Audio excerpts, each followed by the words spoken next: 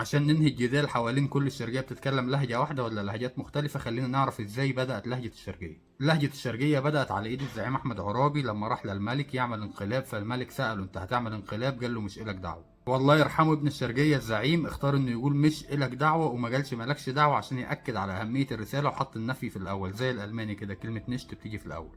فلو كان قال مالكش دعوة كان الموضوع هيعدي كده، لكن مش إلك دعوة يعني الموضوع مش إله حل.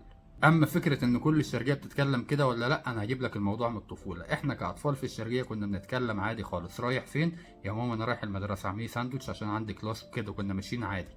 يجي الطفل منا وقت ما يعدي 12 سنه يجيب لك راجل كبير في الشارع يقول له تعالى يالا انت بتتكلم ازاي؟ انا بتكلم عادي يا عم. يقول له لا انت شرقاوي، عيب اللي انت بتقوله، دي لهجه بنات. وفعلا البنات عندنا بيتكلموا عادي قهراوي وبيكبروا على كده، معرفش ليه يعني، هو الاوبشن اللي ينفع للبنات انت تتكلم كده يتنمروا عليك. اما بقى بالنسبه للناس اللي في الشرقيه اللي رافعين شعار ان هم ما بيتكلموش كده، هم فعلا ما بيتكلموش كده. يعني مثلا مش بيقولوا الجيم جيم، بيقولوها جيم عادي. مش بيقولوا القاف قاف، بيقولوها همزه عادي.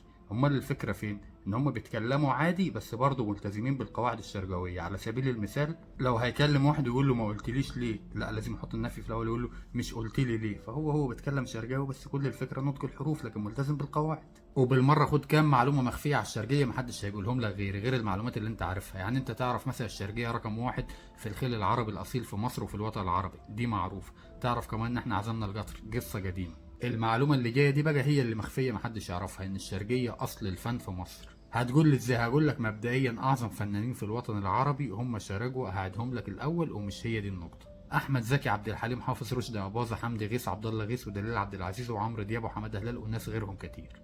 بس الاهم ان كل الاغاني اللي انت بتسمعها دي مسروقه من الفلكلور الشرقاوي. يعني مثلا اغنيه كنا في اواخر الشتاء دي اغنيه من الفلكلور الشرقاوي، كان اسم الاغنيه الاصلي لينجر في الليسكك في الليشتشينا، بس هم ترجموها وعملوها بالمصري عادي.